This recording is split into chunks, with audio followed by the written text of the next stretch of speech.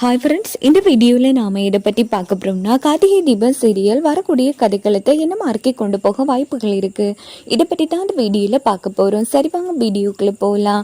நம்ம மீனாட்சியோட அம்மா அப்பா பிரச்சனை பண்ணிட்டு இருக்காங்க. உங்களை நம்பி தானே சம்மதி எங்கள் பொண்ணு உங்கள் வீட்டுக்கு அனுப்பி வச்சோம். இங்கே என்னென்னா இவ்வளோ பெரிய அநியாயம் நடந்துட்டுருக்கு. இங்கே பாருங்கள், இதுக்கப்புறமே எங்கள் பொண்ணு இந்த வீட்டில் இருக்க வேணாம், வா மீனாட்சி போகலாம் அப்படின்னு சொன்னதும் தீபா தடுத்து நிறுத்துறாங்க. இங்கே பாருங்கம்மா, ப்ளீஸ்மா புரிஞ்சுக்கோங்கம்மா, கண்டிப்பாக மீனாட்சி அக்காவுக்கு அநியாயம் நடக்க நாங்கள் விட மாட்டோம்.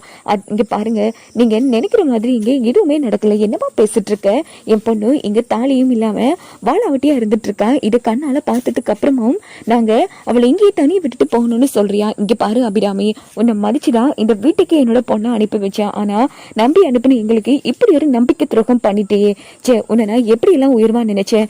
நீ பெத்த மாதிரியும் 3 பசங்களை இந்த உலகத்துல யாருமே பெற்று வளர்க்கலன்னு நினைச்சா. ஆனா இப்படி உன் பையன் அசிங்க பிடிச்ச காரியத்தை செய்வான்னு நான் கொஞ்சம் கூட எதிர்பார்க்கல. ஒண்ணு மட்டும் சொல்றேன், அவன் கல்யாணம் பண்ணிட்டு வந்திருக்கானே, அவன் நல்லாவே இருக்க மாட்டான், நாசமா போயிடுவான் அப்படின்னு சொன்னதும் ரியா செம டென்ஷன் ஆகுறாங்க இந்த இடத்துல.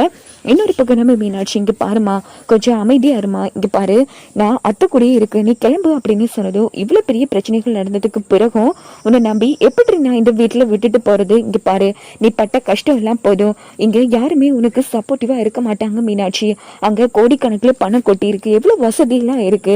நீ இப்படி பிச்சைக்கார வாழ்க்கை, அதுவும் அவுட் ஹவுஸ்ல வாழ்ந்துட்டு இருக்க. இதெல்லாம் பார்த்துட்டு உன் அத்தை அமைதியா தானே இருந்துட்டு இருக்கா. இங்க பாரு, இதுக்கப்புறமும் ஒரு நிமிஷம் கூட இந்த வீட்டுல நீ இருக்க கூடாது, வா போகலாம் அப்படின்னு சொல்லி கையை பிடிச்சு அழைச்சிட்டு போறாங்க. அப்போ மீனாட்சி இவ்வளவு சொல்லி பாக்குறாங்க, பிளீஸ்மா விடுமா அப்படின்னு சொல்லி இந்த பக்கம் அபிராமி தீபா எல்லாருமே கெஞ்சுறாங்க. இங்க பாருங்க சம்மந்தி, என் பொண்ணு நல்லா இருக்கணும்னு நினைச்சீங்கன்னா தயவு பண்ணி எங்களை போக விடுங்க அப்படின்னு சொன்னதும் உடனே தீபா இங்க பாருங்கம்மா மீனாட்சி அக்கா, இந்த வீட்டில் இருந்தா தான் மறுபடியும் அவங்க வாழ்க்கையை நாங்கள் மீட்டு கொடுக்கலாம். என்னம்மா சொல்ற? அவன் என்னன்னா இன்னொரு பொண்ணு கழுத்துல தாலி கட்டிட்டு வந்திருக்கான், நீ என்னன்னா இன்னொரு மறுபடியும் அதே வாழ்க்கையை அமைச்சு கொடுக்குறேன்னு சொல்ற. ஆமா, என்ன நம்பிக்கையில சொல்றேன்? இங்க பாருங்க, ஆனந்த் மாமா தப்பு பண்ணக்கூடியவர் இல்ல, அவர் மனசை மாத்தினது இதோ நிக்காலே இவதான்.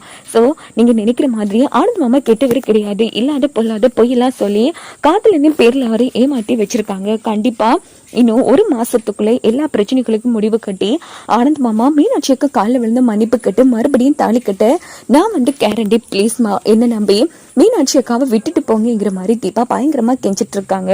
இன்னொரு பக்கம் அபிராமியும், ஆமா சம்மந்தி, அப்படி மட்டும் நடக்கலன்னு சொன்னா தாராளமா உங்க பொண்ணை அழைச்சிட்டு போகலாம்.